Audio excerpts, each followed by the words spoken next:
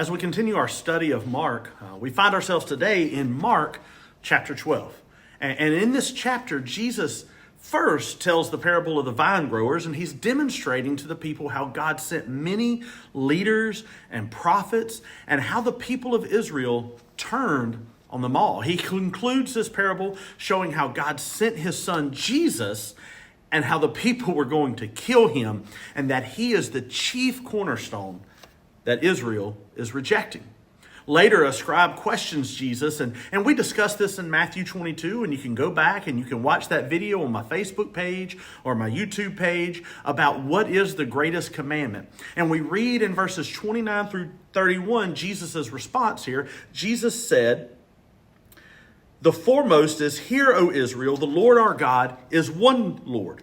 And you shall love the Lord your God with all your heart, with all your soul, with all your mind, and with all your strength. And the second is this, you shall love your neighbor as yourself. There is no other great commandment greater than these." You see, the entirety of the Ten Commandments in Exodus is summarized right here by Jesus.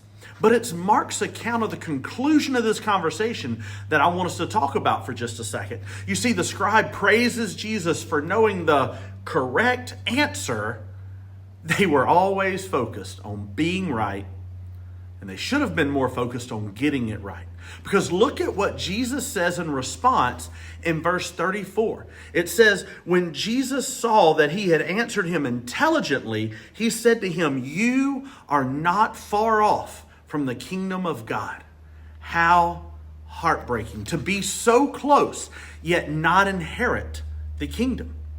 It is not my desire to hide the kingdom of heaven from you. It is not my desire for you to know anything but to know the Christ that I know, to have the salvation that I have, for you to have the peace, the place, the purpose of God. And so maybe you're listening today and you are so close, but you've never given your life to Christ. You know he's God, but you're having a hard time committing. Today, I am pleading with you, while you still have breath, trust Jesus with your present and with your eternity. If you don't know where to start, please message me, contact your local pastor. We would love to talk to you about your eternity and about your salvation.